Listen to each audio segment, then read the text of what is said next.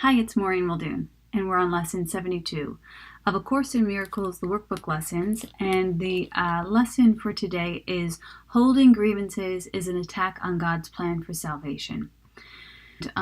Sometimes the word salvation, as I mentioned before in this series of lessons, can get confusing because we never really use the word salvation. So, some of them I've suggested use the alternate it with the word peace, but you could also alternate with the word truth and forgiveness. So these are ways to get comfortable with the vernacular of this course. While we have recognized that the ego's plan for salvation is the opposite of God's, we have not yet emphasized that it is an active attack on his plan and a deliberate attempt to destroy it. In the attack, God is assigned the attributes which are actually associated with the ego, while the ego appears to take on the attributes of God. The ego's fundamental wish is to replace God. In fact, the ego is the physical embodiment of that wish.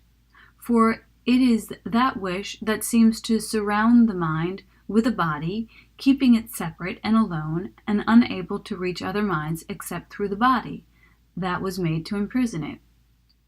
The limit on communication cannot be the best means to expand communication, yet the ego would have you believe that it is so. That's so interesting. Although the attempt to keep the limitations that the body would impose is obvious here, it's perhaps not so apparent why holding grievances is an attack on God's plan for salvation. But let us consider the kind of things you are apt to hold grievances for. Are they not always associated with something the body does? A person says something you do not like. He does something that displeases you. He betrays his hostile thoughts and his behavior. You're not dealing here with what that person is. On the contrary, you are exclusively concerned with what he does in a body. You are doing more than failing to help in freeing him from the body's limitations. You are actively trying to hold him to it by confusing it with him and judging them as one. Herein is God attacked.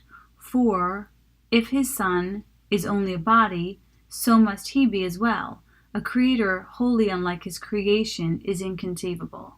I just think that's so interesting. It goes on to say, if God is a body, what must his plan for salvation be? What could it be but death? In trying to present himself as the author of life and not death, he is a liar and a deceiver and full of false promises and offering illusions in place of truth. The body apparent reality makes the view of God quite convincing. In fact, if the body were real, it would be difficult indeed to escape this conclusion. And every grievance that you hold insists that the body is real. It overlooks entirely what your brother is. It reinforces your belief that he is a body and condemns him for it. And it asserts that his salvation must be death, projecting this attack onto God and holding him responsible for it. To this carefully prepared arena, where angry animals seek for prey and mercy cannot enter, the ego comes to save you. God made you a body. Very well. Let us accept this and be glad. As a body, do not let yourself be deprived of what the body offers. Take the little you can get. God gave you nothing. The body is your only savior. It is the death of God and your salvation. This is the universal belief of the world you see. Some hate the body and try to hurt and humiliate it. Others love the body and try to glorify and exalt it. But while the body stands at the center of your concept of yourself, you are attacking God's plan for salvation and holding your grievances against him and his creation, that you may not hear the voice of truth and welcome it as friend. Your chosen Savior takes his place instead. It is your friend. He is your enemy. So, we hear often that people say, I'm not a body, I'm a spiritual being having a physical experience for a temporary time. And that's what this lesson is conveying to us, that all of our grievances are based on the idea that we've forgotten that we're spiritual beings having a physical experience for a temporary time. And we connect things with our bodies, who did what, and, all the things that happen with the body. It's a great classroom. We will try today to stop these senseless attacks on salvation. We will try to welcome it instead. Your upside-down perception has been ruinous to your peace of mind. You have seen yourself in a body and the truth outside of you. You locked away from your awareness of the body's limitations. Now we're going to try to see this differently. The light of truth is in us now, where it was placed by God. I love that line because it reminds me of a gospel of the truth where it says, this is the perfect day and within you dwells a light that cannot fail. That's the same exact light that we're talking about here. There's a light within you that was placed there by God. It goes with you wherever you go. It is the body that is outside us and not our concern. Why is the body not our concern? Because form follows consciousness. And you've heard me say this 1,000,002 times, and I'll say it 1,000,002 more, because it is raw, pure, uncut truth. That form follows consciousness. So if your inside game is clear and loving, your outside world is going to roll impeccably like a reflection of that internal peace. To see ourselves as separate from the body is to end the attack on God's plan for salvation and to accept it instead. And wherever his plan is accepted, it is accomplished already. Our goal on the longer practice periods today is to become aware that God's plan for salvation has already been accomplished in us. To achieve this goal, we must replace attack with acceptance. As long as we attack it, we cannot understand what God's plan for us is. We are therefore attacking what we do not recognize. Now we're trying to lay judgment aside and ask what God's plan for us is.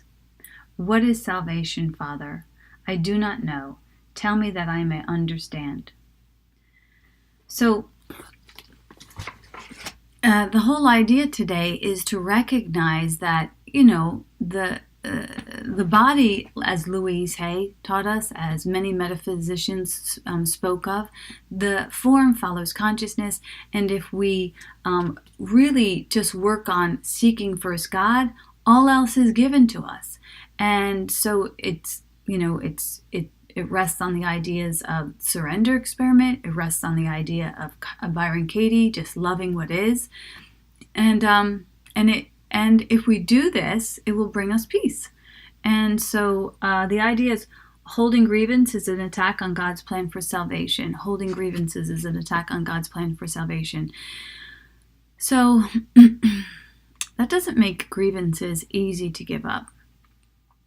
But when we begin to recognize what a disturbance they are and what little benefit they bring and how disruptive they are to the creative the process, we begin to value less and less the idea of being right. We begin to value less and less the idea of judgment. And we begin to crave more and more the experience of being light. And, when we talk about that, that section that says, there is a light within you that God placed there for you, that's what we want to focus on today. We want to focus on that light, that love, that peace, that freedom, that joy, that all the God concepts and God qualities that you and I already are. And we don't want to put any filter between our ability to shine that out into the world. So that's the good news today. Lesson 72. It's only taken me 50 billion years to get here. No judgment. God bless. Namaste. I like this ring. Is that big enough? Didn't mean to give you the finger.